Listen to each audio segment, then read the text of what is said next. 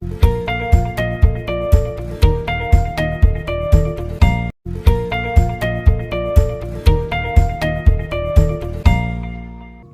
The lord. యేసుక్రీస్తు దివ్యనామంలో ఉదయకాల సమయంలో వాక్యం వీక్షించుతున్న మీ అందరికీ నా హృదయపూర్వక వందనాలు తెలియజేస్తున్నాను. ఏదో ఒక కార్యం నీ కుటుంబంలో నెరవేరాలని ఎదురు చూస్తున్నావు, ప్రార్థిస్తున్నావు. వాస్తవమే. అయితే ఏ కార్యం కుటుంబంలో నెరవేరాలన్నా కూడా దేవుడే కార్యమును నెరవేర్చాలి. అయితే నువ్వేం చేయాలి? కీర్తన 37వ అధ్యాయం 5వ వచనం, నీ మార్గమును యెహోవాకు అప్పగింపుము, నీవు ఆయనను నమ్ముకొనుము, ఆయన నీ కార్యం నెరవేర్చును. Praise the lord.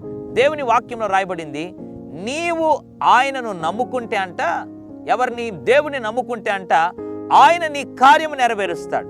ఉదయకాల సమయంలో ఆ కార్యం నెరవేరాలి, ఈ పని జరగాలని ఎదురు చూస్తున్నావు, మంచిదే. అయితే దేవుని నమ్ముతున్నావా? దేవుని మొట్టమొదటిగా నమ్ము.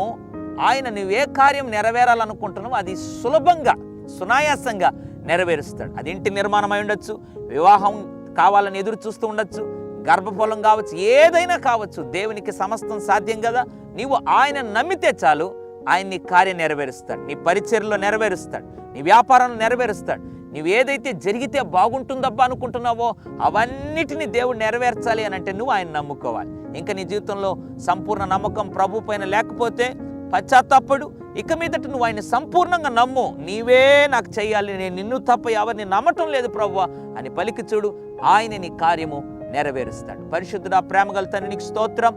యెహోవా నమ్ముకొనుము, ఆయన నీ కార్యము నెరవేరుస్తాడు అని మాట్లాడిన ఉదయకాల సమయంలో స్తోత్రం. ఎంతమంది అయితే ప్రభువా ఆయన కార్యము నెరవేర్చబడాలని ఎదురు చూస్తున్నది, ఏ మంచి కార్యమైన, దైవ చిత్తానుసారమైన ఏ కార్యమైనా ప్రభువా నిన్ను నమ్మి నీ ప్రియబిడ్డలు ప్రభువా ఆ కార్యమును త్వరలో ప్రభువా నెరవేర్చుకోవడానికి కృప అనుగ్రహించమని యేసు నామములో ప్రార్థిస్తున్నాను తండ్రి.